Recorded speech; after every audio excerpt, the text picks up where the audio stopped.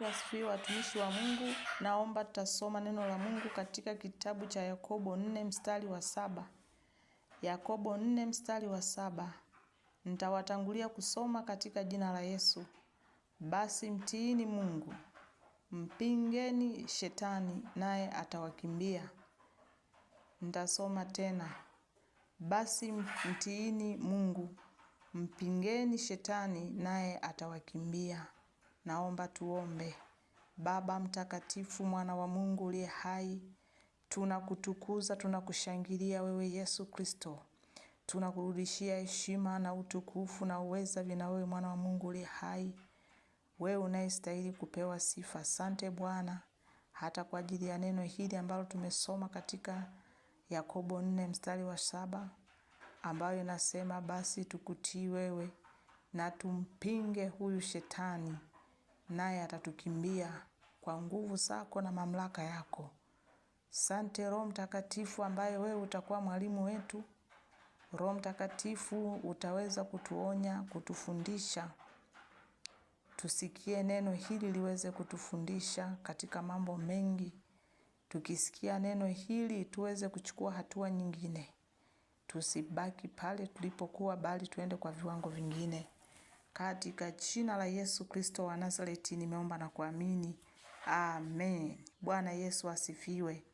Neno la Mungu kama tulivyosoma hii Yakobo 4 mstari wa 7, ambayo inasema tumtii Mungu, ambayo inasema basi mtiini Mungu, mpingeni shetani naye atawakimbia.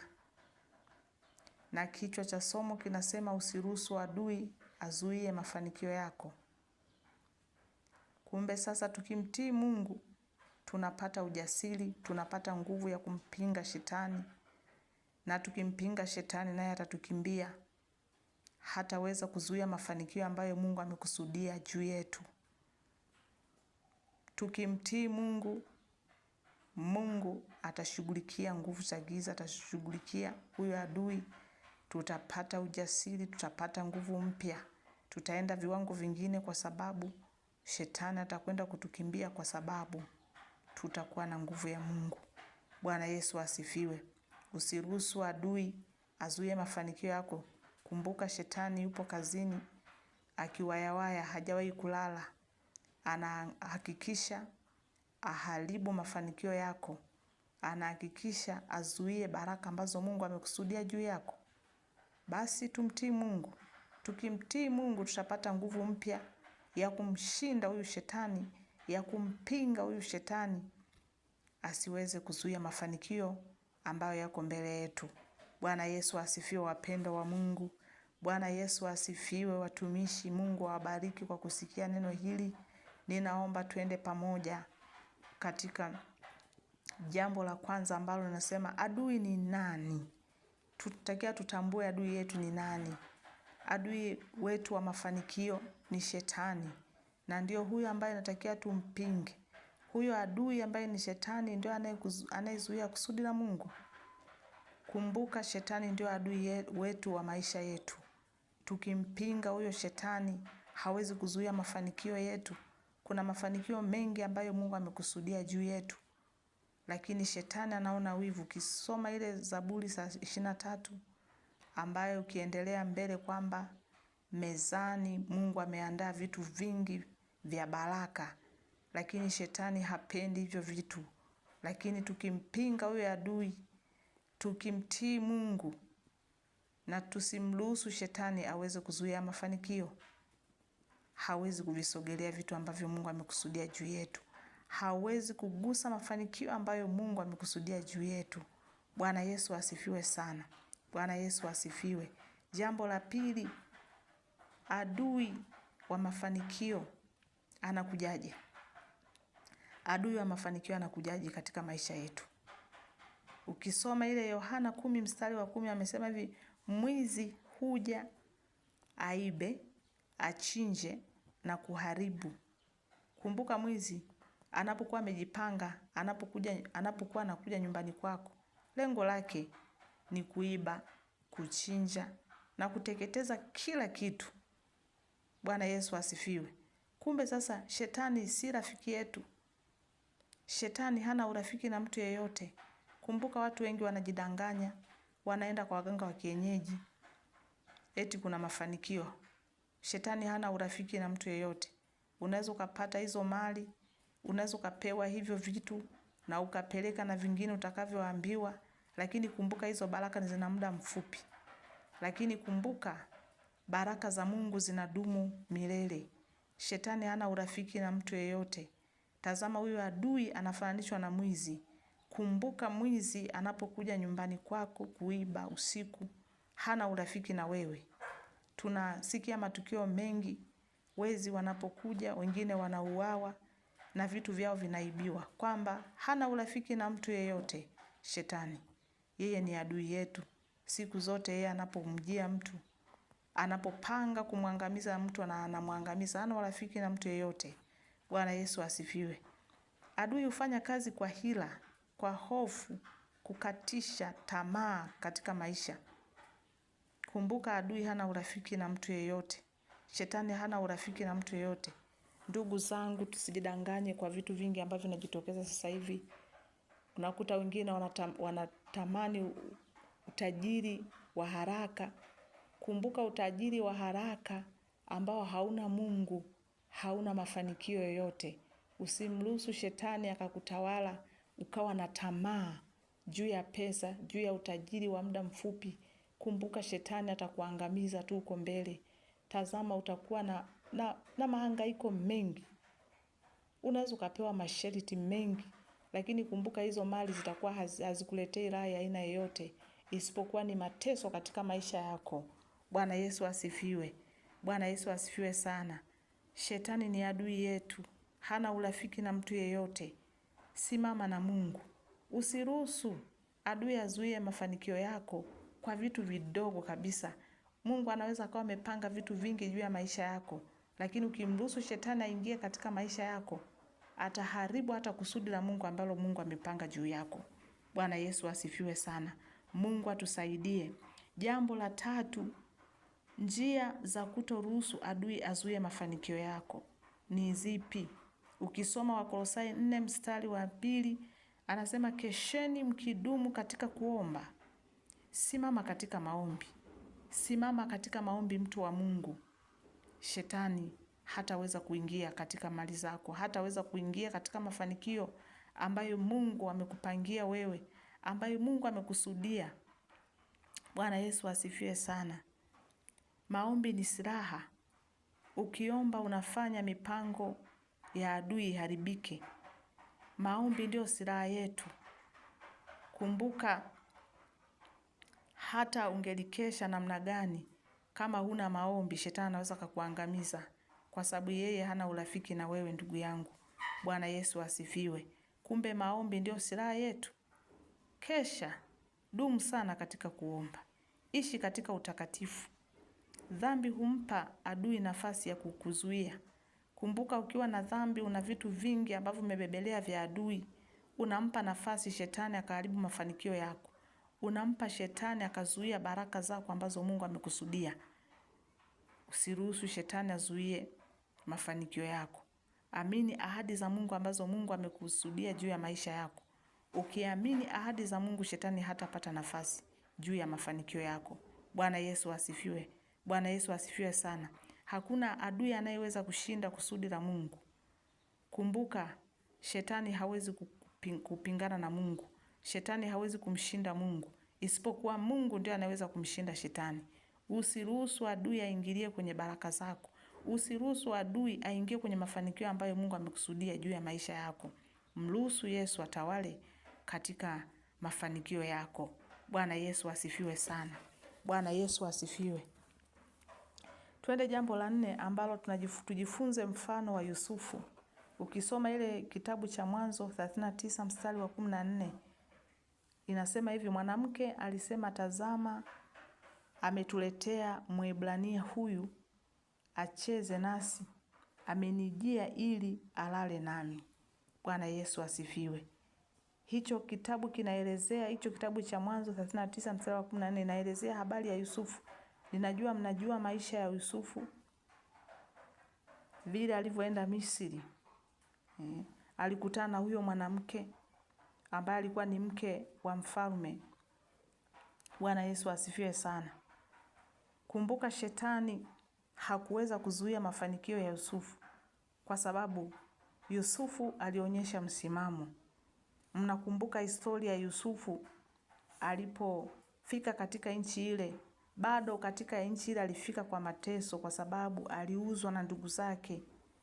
Lakini kusudi la Mungu ambalo lilikuwa ndani yake yeye hakujua, lakini Mungu kuna kusudi ambalo aliweka juu ya Yusufu. Lakini aliendelea kusimama na Mungu, hakuruhusu shetani aingie katika mafanikio yake. Kwa sababu tayari kulikuwa tunajifunza hapo kwamba tayari kulikuwa kuna kusudi la Mungu. Yusufu aliendelea kumtumainia Mungu. Yusufu aliendelea kumwamini Mungu.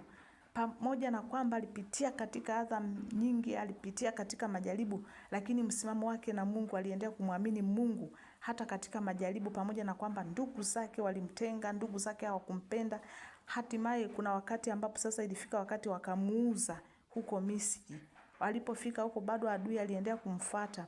Unaona kwamba yule mwanamke alimpenda Yusufu, aliingia katika nyumba yake, alimtaka yule mwanamke alale na Yusufu, lakini Yusufu alionyesha msimamo wake. Unajua kwa nini? Kulikuwa kuna kusudi la Mungu ndani yake. Alipingana na ile jaribu, hatimaye alikimbia, lilibaki shati katika chumba, lakini Mungu alimtetea. Kumbuka watu wengi sasa hivi wanaweza kasingizia vitu vingi kwamba pale haikuwezekana, lazima tu ningejaribiwa. Lakini Yusufu tunaona kwamba alikuwa ni mke kabisa wa mfalme, lakini alishinda ile dhambi. Unajua kwamba alimpinga adui. Alipompinga adui, Mungu alimsaidia. Kumbe kulikuwa kuna kusudi ambalo Mungu alikusudia juu ya Yusufu. Tunaona ya kwamba sasa baadaye akawa ni mkubwa wa nchi ile, akawa ni mfalme wa nchi ile. Lakini kuna watu wengi wanajaribiwa kwa vitu vidogo, wanaharibu kusudi la Mungu, wanaharibu vile ambavyo Mungu amekusudia juu ya maisha yao kwa vitu vidogo sana, kwa mitego mingi. Unaweza ukatoa rushwa ambapo Mungu, kuna wakati ambapo Mungu alitaka kupitishe hapo ili uende mahali pengine, ili uinuliwe katika mafanikio yako. Tunashindwa kwa mitego mingi. Kuna wengine, kuna ndugu yangu mmoja akanisimulia, akaniambia kwamba alienda siku moja dukani. Kumbuka alivyotoka nyumbani kwake alikuwa na hela ndogo ambayo haikizi mahitaji yake. Alitamani kuwa na vitu vingi. Vile alivyopiga bajeti yake, alitazama pesa yake, aliona ni ndogo, haitoshi kwa vitu ambavyo anaenda kununua. Alipofika pale dukani, akampa ile pesa mwenye duka, akamhudumia vile vitu. Pesa hata chenji haikubaki kwa hesabu zake yeye, na maana bado vitu anahitaji. Hela haikutosha, lakini yule mtu ambaye alimhudumia akazidisha chenji. Yule ndugu akasema, Mungu amenionekania. Hapana, huo sio muujiza ndugu zangu. Onyesha uaminifu kwa jambo dogo. Mungu anaweza akakupitisha katika jaribu fulani ili akupeleke viwango vingine, akakupima tu imani yako. Unaweza ukawa umeomba kwa muda mrefu juu ya jambo fulani. Mungu anapotaka kukujibu, Mungu anapotaka kuinua viwango vingine, lazima akuletee jaribu ili ulishinde, ili akupeleke mahali pengine. Bwana Yesu asifiwe. Kumbuka yule ndugu alikuwa na hela ndogo ambayo sasa haikukizi hata mahitaji yake kwa hesabu zake alivyompa yule mtu. Yule mtu akasema, pesa ulionipa ni kubwa, akamrudishia na change. Yule ndugu alipokea. Kumbuka unapofanya hivyo kwa vitu vidogo huwezi kufanikiwa. Kumbuka ukiwa mwaminifu kwa jambo dogo, Mungu anaweza akakuvusha akakupeleka mahali pengine. Bwana Yesu asifiwe sana. Tazama, Yusufu alionyesha uaminifu. Alisimama na Mungu, hakuangalia mazingira kwamba tuko wawili, lakini alionyesha msimamo wake. Ndipo tunapoona kwamba muujiza mkubwa ukatokea mbele yake. Kuna watu wengi wanaangamia kwa vitu vidogo, wanaangamia kwa tamaa. Unazuia muujiza wako, unazuia baraka ambazo Mungu amekusudia mbele yako. Simama na Mungu, siruhusu adui azuie mafanikio yako mbele. Ndugu yangu, sijajua kuna vizuizi gani ambavyo vimekuzuia wewe usivuke mbele. Kuna jaribu gani ambalo umekutana nalo ambalo umeshindwa kusimama na Mungu ili uweze kufikia kiwango ambacho Mungu ametaka ufikie. Bwana Yesu asifiwe. Mungu akusaidie katika hayo majaribu. Mungu akusaidie. Unaweza ukawa umeomba vitu vingi kwa muda mrefu sana. Sasa Mungu anavyotaka kukubariki, Mungu anavyotaka kukuonekania, lazima kutokee jaribu ili uweze kuwa mwaminifu kwa lile dogo, ili Mungu akuinue viwango vingine. Unaweza ukapoteza muujiza wako kwa vitu vidogo kabisa. Unaweza ukapoteza baraka zako kwa vitu vidogo. Yusufu alitambua kusudi la Mungu, na ndio maana alisimama na Bwana. Hakutaka kuangamia na yule mwanamke, hakutaka kulala na yule mwanamke, ili kutunza kusudi la Mungu ambalo Bwana alikusudia juu yake. Bwana Yesu asifiwe. Bwana Yesu asifiwe. Mahali ambapo Mungu anataka kupeleke, lazima akupitishe mahali fulani ili uende mahali pengine. Bwana Yesu asifiwe. Usibaki mahali hapo. Usibaki kwenye majaribu hayo. Mungu anakuletea jaribu ili uende kiwango kingine. Unaweza ukaomba kwa muda mrefu sana ukakesha, kwa sababu unashindwa kuvuka lile jaribu, unashindwa kulivuka lile jaribu. Tazama Musa, tazama Yusufu alishinda lile jaribu, ndipo tunapoona ya kwamba akaja kuwa mfalme katika nchi ya Misri. Bwana Yesu asifiwe. Sijajua ndugu yangu ni kitu gani ambacho kinakurudisha nyuma. Yamkini umeomba kwa miaka mingi, Mungu akufanyie muujiza fulani, na Mungu akawa amesikia, ukamruhusu adui azuie mafanikio yako. Usimruhusu adui azuie mafanikio yako. Leo Yesu anatukumbusha ya kwamba hilo jaribu ambalo unalo wewe baba, wewe mama, wewe kijana, wewe binti, usimruhusu adui azuie mafanikio makubwa ambayo yako mbele yako. Mwamini Yesu, mwamini Mungu. Amini ahadi za Mungu ambazo ziko mbele yako, utafanikiwa. Bwana Yesu asifiwe. Mwamini Mungu. Mwisho usimruhusu adui. Usiruhusu maneno ya watu ya kurudishe nyuma. Mzuie adui. Mpinge shetani asiweze kuzuia mafanikio yako. Bwana Yesu asifiwe. Naomba tuombe. Baba mtakatifu, mwana wa Mungu aliye hai, tunakushukuru hata kwa ajili ya kutukumbusha neno hili ambalo Bwana tunajua ya kwamba kuna ahadi ambazo ziko mbele yetu, kuna mafanikio ambayo yako mbele yetu. Adui anajihangaisha kutaka kuzuia, na sisi Mungu tunatambua ya kwamba kuanzia leo unakwenda kuondoa hiyo roho ya uzuizi katika mafanikio yetu. Nasi tunampinga huyo adui kwa jina la Yesu Kristo wa Nazareti aliye hai. Asante mtakatifu, kwa sababu utakuwa pamoja na sisi. Bwana Yesu asifiwe. Ninaomba tuombe ikiwa hujaokoka au uliokoka kwa rudi nyuma. Ninaomba tafatisha haya maneno. Bwana Yesu, ninakuja mbele zako. Mimi ni mwenye dhambi. Nimetambua ya kwamba ninarudi nyuma kwa uzembe wangu. Nimetambua ya kwamba nimekukosea mara nyingi kwa sababu ya ujinga wangu. Leo ninakuja mbele zako, ninakiri kwa kinywa changu ya kwamba ninamkataa shetani, ninampinga shetani kwa nguvu zako Bwana. Futa jina langu kwenye kitabu cha hukumu, andika jina langu kwenye kitabu cha uzima. Ninakubali ya kwamba Bwana, kuanzia leo nitakuwa pamoja na wewe Bwana. Usiniache. Roho Mtakatifu uwe ndani yangu. Asante mtakatifu, kwa sababu umenisikia, hautaniacha peke yangu. Amen, amen. Barikiwe na Bwana. Mungu akusaidie. Usiache nafasi shetani akazuia mafanikio ambayo yako mbele yako, ambayo Mungu amekusudia juu ya maisha yako. Amen. Tutakutana wakati mwingine. Ubarikiwe sana. Amen.